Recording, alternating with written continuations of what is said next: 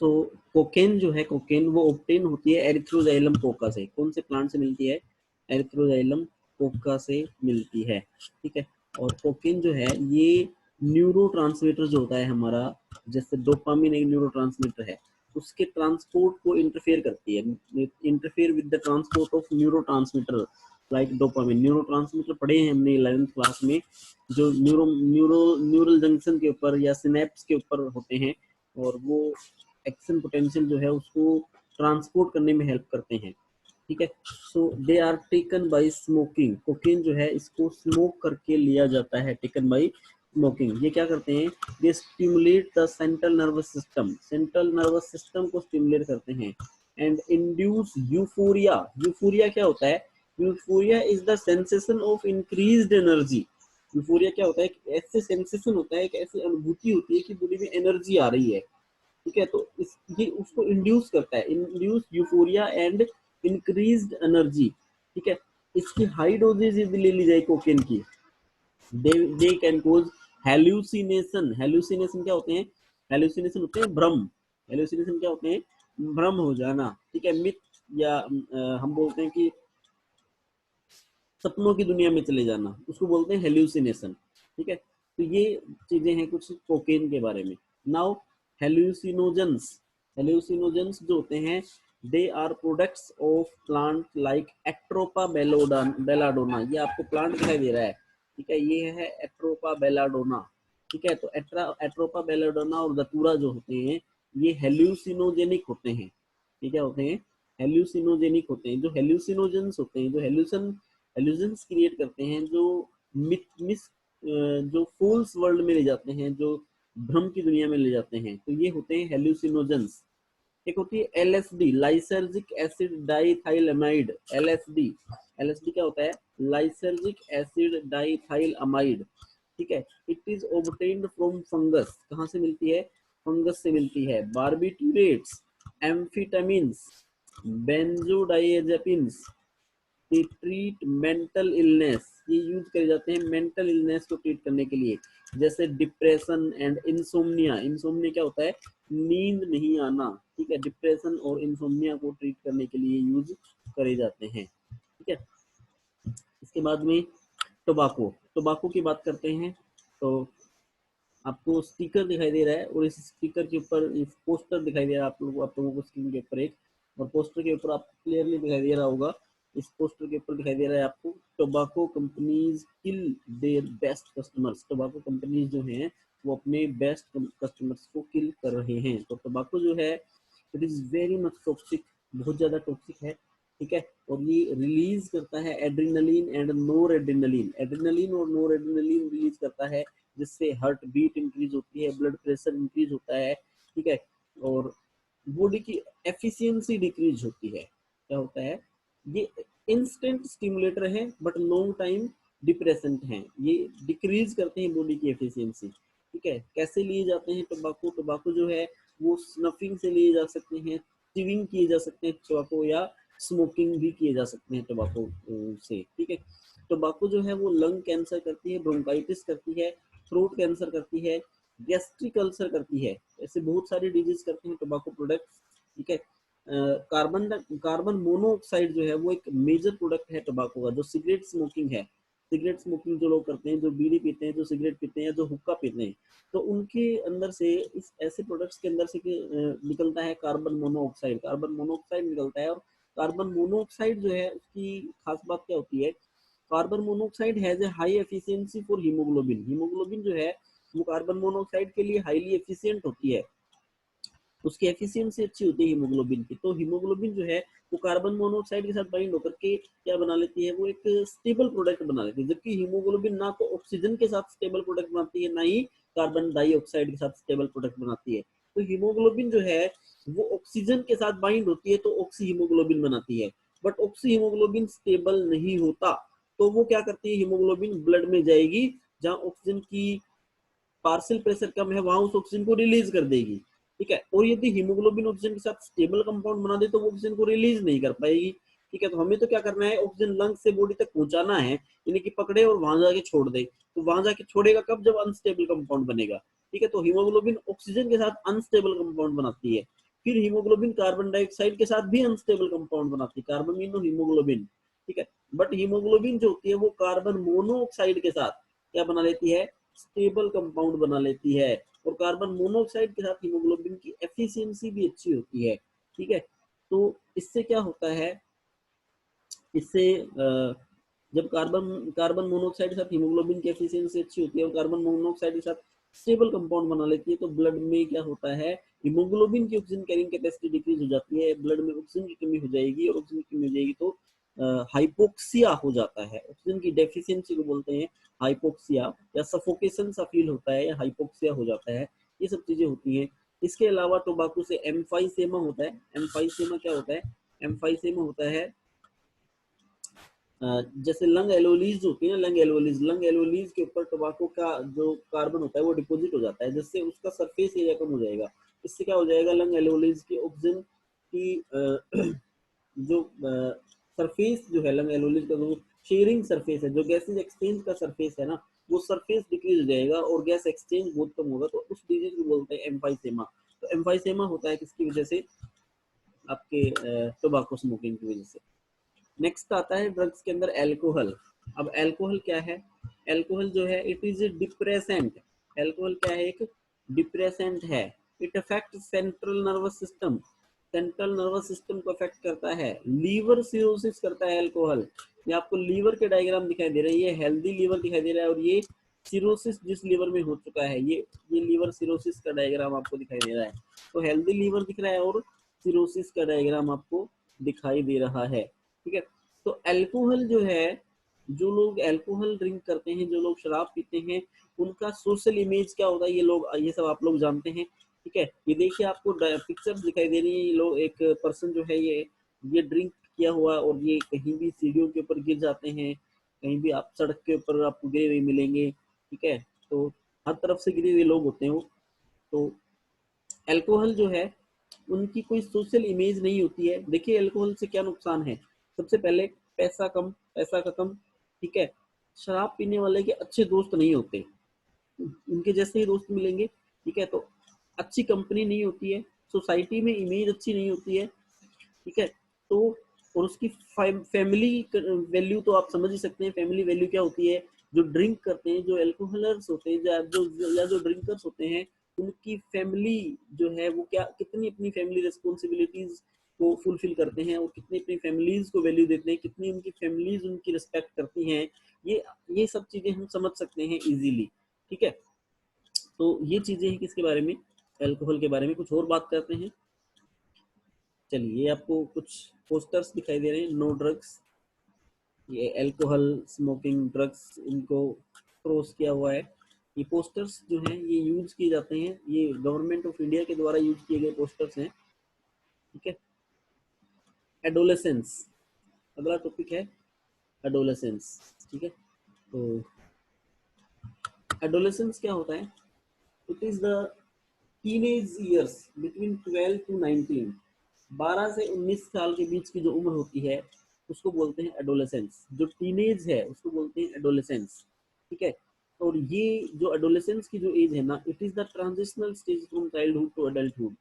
ये वो एज है, ये वो उम्र है जिस उम्र में हम बचपन से जवानी की तरफ बढ़ते हैं। मतलब ये वो उम्र है जो, जिस उम्र में आप लोग हैं अभी, ये वो उम्र है जिस उम्र में हम ना बच्चे होते हैं और ना बड़े होते हैं।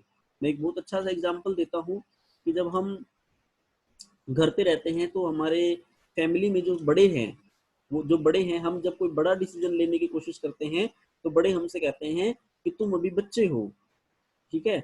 और जब हम कुछ गलती कर देते हैं तो फिर वो हमसे कहते हैं तुम कितने बड़े हो गए, मेरे से ऐसी गलतियां करते हो, ठीक है। मतलब ना हम बच्चे हैं और ना हम बड़े हैं, हम बीच की उम्र में हैं।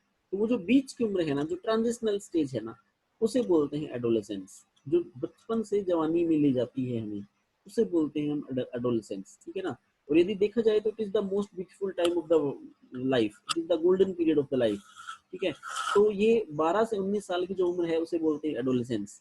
एडोलेसेंस वो टाइम है जिस टाइम में एक इंसान कोई डिस्कवरी भी कर सकता है, बहुत अच्छा काम भी कर सकता है, और डिसोरिएंट भी हो सकता है, ठीक है। So it is the time of both disorientation and discovery. ठीक है। The transitional period can bring up issues of independence. अब इस पीरियड में इश्यूज जनरेट होते हैं हमारे दिमाग में, ठीक है। इस पीरियड में लगभग सभी लोगों के दिमाग में कुछ बातें आती हैं, कुछ इश्यूज जनरेट होते हैं। कैसे इश्यूज जनरेट होते हैं हमारे दिमाग में एडोलेसेंस पीरियड में? फर्स्ट, इंडिपेंडेंस, कि हमें आज़ादी चाहिए। किससे आज़ादी चाहिए? पेरेंट्स से आज़ादी चाहिए, स्कूल से आज़ादी चाहिए, टीचर से आज़ादी चाहिए, ठीक है। तो इश्यू, सबसे पहला इश्यू क्या होता है? इंडिपेंडेंस, ठीक है। तो बच्चों को ये लगने लगता है डिसिप्लिन अच्छा नहीं लगता, और ये लगने लगता है कि हम बंधे हुए हैं और हम गुलाम हैं, ठीक है। तो उनके दिमाग में सबसे बड़ा इशू उनका क्या होता है? इंडिपेंडेंस। नेक्स्ट, सेल्फ आइडेंटिटी, ठीक है। इस उम्र में ये बदलती हुई उम्र है, और इस उम्र में हमें जब हमारे पेरेंट्स के नाम से जाना जाता है, ठीक है, तो हम ये चाहते हैं कि हमारी खुद की कोई आइडेंटिटी हो, सेल्फ आइडेंटिटी हो, ठीक है।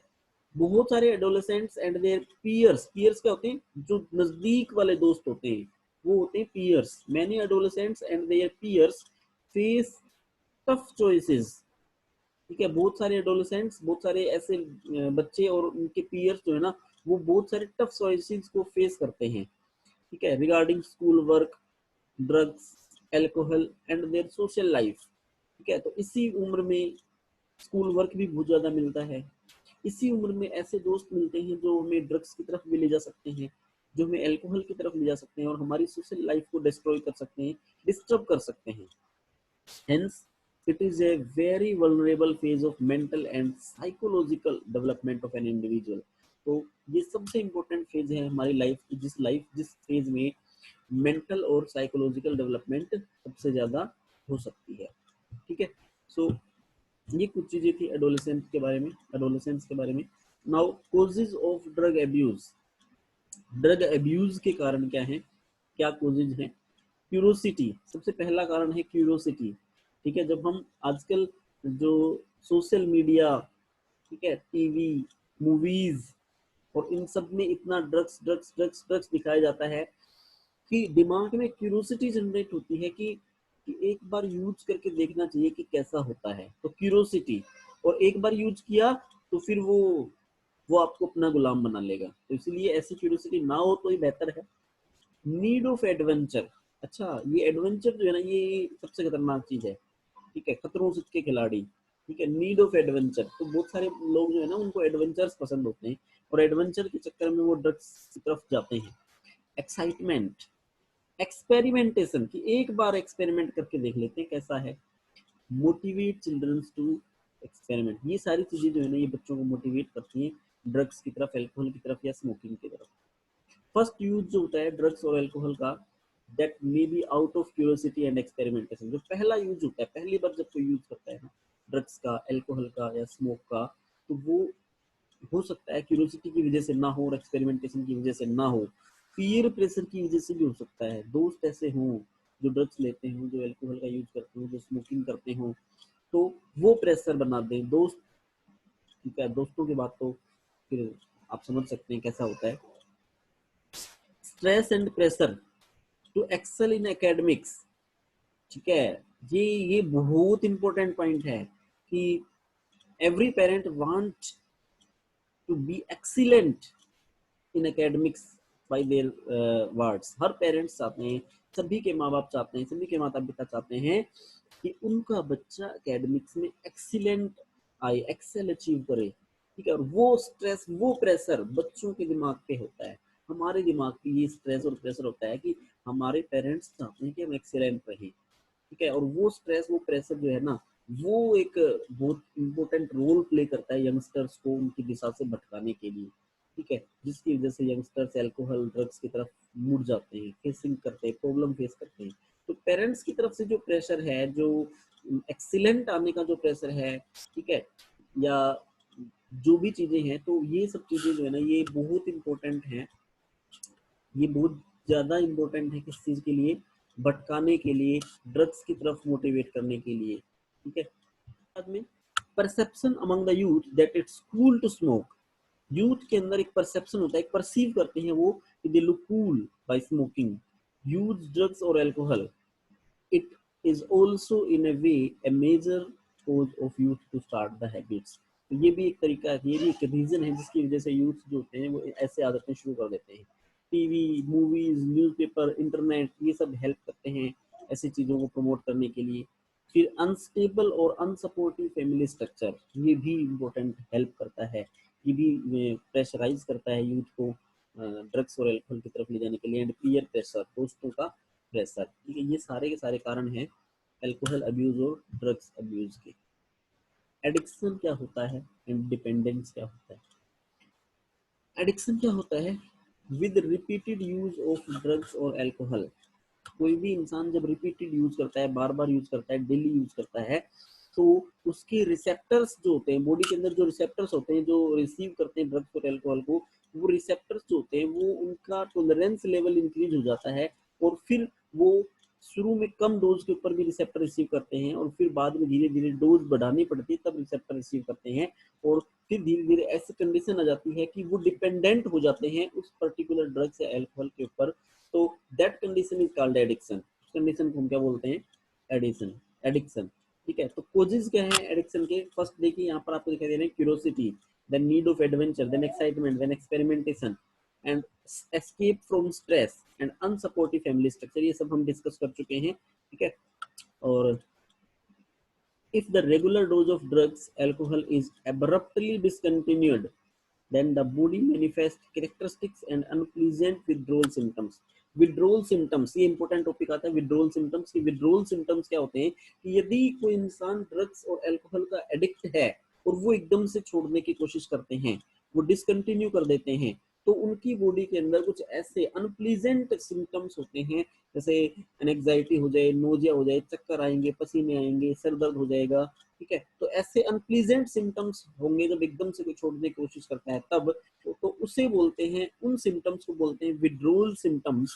और यदि विड्रोल सिम्टम्स अपीयर होते हैं देन इट इज डिपेंडेंस, तो वो क्या होता है? डिपेंडेंस है। So these are addiction and dependence, ये दो चीजें हैं, एडिक्शन और डिपेंडेंस। ठीक है, ड्रग इफेक्ट्स देखिए, तो the immediate effect of drug और alcohol abuse are manifest as reckless behaviour, vandalism, violence. कोई भी इंसान ड्रग्स और एल्कोहल का यूज जब करता है तो उसका बिहेवियर जो है वो रेकलेस बिहेवियर होता है, यानी रेकलेस बिहेवियर यानी रफ बिहेवियर हो जाता है। ठीक है, वेंडलिज्म एंड वॉयलेंस, हिंसक हो जाता है। ठीक है, excess dose can lead to coma and death, excess dose यदि हो जाए ड्रग्स की, एल्कोहल की, तो उसकी वजह से इंसान कोमा में जा सकता है, उसकी डेथ भी हो सकती है। ठीक है, due to cerebral haemorrhage, cerebral haemorrhage हो सकता है, रेस्पिरेटरी एंड हार्ट फेलियर भी हो सकता है। A combination of drugs or their intake with alcohol, drugs का कॉम्बिनेशन या ड्रग्स यदि अल्कोहल के साथ लिए जाएं तो उसकी वजह से डेथ हो सकती है। The most common warning signals of drugs alcohol abuse includes, जो ड्रग्स और अल्कोहल अब्यूजर्स होते हैं उनके लिए मोस्ट कॉमन वार्निंग सिग्नल्स क्या है, क्या वार्निंग दी जानी चाहिए? ड्रॉप इन एकेडमिक परफॉर्मेंस, सबसे पहली चीज कि एकेडमिक परफॉर्मेंस में ड्रॉप आ जाएगा तब वार्निंग सिग्नल, ये वार्निंग सिग्नल है। दैट नेक्स्ट है lack of interest in personal hygiene, वो अपनी पर्सनल हाइजीन में उसका कोई इंटरेस्ट नहीं रहेगा। ठीक है, पर्सनल कैसे दिखते हैं, कैसे रहते हैं, कैसे कपड़े पहनते हैं, इस चीज में इंटरेस्ट ही नहीं रहेगा, उनको ड्रग्स और एल्कोहल में ही इंटरेस्ट रहेगा। Withdrawal and isolation from family and friends, वो फैमिली से बातचीत नहीं करेंगे, आइसोलेट हो जाएंगे, विड्रो कर लेंगे अपने आप को, और फ्रेंड से भी बातचीत नहीं करेंगे, आइसोलेट हो जाएंगे। Aggressive and rebellious behaviour, aggressive behaviour हो जाएगा और रिबेलियस बिहेवियर होगा।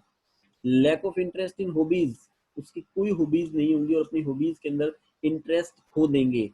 Change in sleeping and eating habits, सोने की आदतें बदल जाएंगी, खाने की आदतें बदल जाएंगी। ठीक है, जैसे पहले जो खाते थे वो नहीं खाएंगे, और जिस टाइम पे खाते थे वो उस टाइम पे नहीं खाएंगे, तो समय कोई टाइम टेबल नहीं रहेगा। ठीक है, कोई डेली रूटीन नहीं होगा। फ्लैक्चुएशन इन वेट, वजन के अंदर बहुत ज्यादा फ्लैक्चुएशन आएगा, या तो बहुत ज्यादा बढ़ जाएगा या फिर बहुत ज्यादा घट जाएगा। ठीक है, when the drug is taken intravenously, यदि कोई ड्रग इंट्रावीनसली यानी कि नस में ली जाएगी, सीधी इंजेक्शन लगा दी जाएगी, तो उसकी वजह से डिजीज हो सकती है, एड्स और हेपेटाइटिस जैसी। Then use of alcohol during adolescence can lead to heavy drink in adulthood, यदि कोई एडोलेसेंस के दौरान अल्कोहल का यूज करने लगे तो उसकी वजह से वो अडल्टहुड में हैवी ड्रिंकर बन सकता है। Chronic use of drugs and alcohol damage the CNS and liver, यदि ड्रग्स और अल्कोहल का बहुत ज्यादा यूज किया जाए तो वो सीएनएस और लीवर को डैमेज कर सकता है। Misuse of anabolic steroids cause the following in females. यदि फीमेल्स एनाबोलिक स्टेरॉइड्स का मिसयूज करें तो उसकी वजह से फीमेल्स में क्या क्या क्या चीजें हो सकती हैं। फर्स्ट, मस्कुलिनाइजेशन। मस्कुलिनाइजेशन मतलब मेल्स के जैसे, मेल्स के जैसे मसल्स हो जाएंगी। मसल्स जो होती है ना वो मेल्स में ज्यादा डेवलप्ड होती है, हाईली डेवलप्ड मसल्स होती हैं। तो वो मसल्स फीमेल्स होती है ना उसके मसल्स मस्कुलिनाइजेशन हो जाएगा, मतलब मेल्स के जैसे हार्ड मसल्स हो जाएंगी। ठीक है। Next, increased aggressiveness. गुस्सा आएगा बहुत ज्यादा, एग्रेसिवनेस बढ़ेगी। मूड स्विंग्स, मूड चेंज होंगे बार बार, एकदम से गुस्सा, एकदम से शांत। ठीक है, ऐसे इमोशनल हो जाएंगे, मूड स्विंग्स। ठीक है। Abnormal menstrual cycle, menstrual cycle abnormal होगी। Excess hair growth on face and body, face पे और बॉडी के ऊपर excess hair growth in females. Enlargement in clitoris, clitoris जो है ना वो एनलार्ज हो जाए। क्लिटोरिस के बारे में हमने कल ही डिस्कस किया था। लेबियम मेजोरा या लेबियम माइनोरा जो होती है उसकी जॉइंट, लेबियम मेजोरा की जॉइंट के ऊपर होता है फिंगर लाइक स्ट्रक्चर, उसका एनलार्जमेंट हो जाएगा। डीपनिंग इन वॉइस, वॉइस जो है वो डीप हो जाएगी। ठीक है। Misuse of alcoholics anabolic steroids cause following in males, males में क्या होगा देखिए। एक्ने, सबसे पहले क्या होगा, acne. Then increased aggressiveness, depression, reduction in size of testicles, testicles के साइज घट जाएंगे मेल्स में। Decreased sperm production, sperm production decrease होगा। Potential for kidney and liver dysfunction, liver और किडनी के पोटेंशियल चेंज होंगे, डिसफंक्शन हो जाएगा इनका। प्री मेच्योर बाल्डनेस, बाल्डनेस मतलब गंजापन, प्री मेच्योर बाल्डनेस। ठीक है। Enlargement of prostate gland, prostate बढ़ जाएगी। एनलार्जमेंट ऑफ चेस्ट, चेस्ट की एनलार्जमेंट हो जाएगी। ये सारे कारण होंगे। नेक्स्ट, प्रिवेंशन एंड कंट्रोल, कैसे बचा जाए। अवॉइड अनड्यू पीयर प्रेशर, यदि कोई दोस्त आपके ऊपर कोई गलत तरह का प्रेशर डालता है तो उसे अवॉइड करें, ऐसे दोस्तों को छोड़ें। Educating and counselling to face problem, stress, to accept failure, ऐसी आपको एजुकेशन और काउंसलिंग करनी चाहिए कि भाई हम प्रॉब्लम्स को फेस करें, स्ट्रेस को फेयर कर सकें और फेलियर, हमारी फेलियर को हम एक्सेप्ट कर सकें। ठीक है, उससे दुखी होकर के हम रास्ता ना चेंज करें। ठीक है। Help from parents and peers, help लेनी चाहिए अच्छे दोस्तों की और पेरेंट्स की। प्रोफेशनल एंड मेडिकल हेल्प हम ले सकते हैं। तो ये कुछ तरीके हैं जिनसे प्रिवेंशन हो सकता है और कंट्रोल हो सकता है। ठीक है। तो ये आपका चैप्टर फिनिश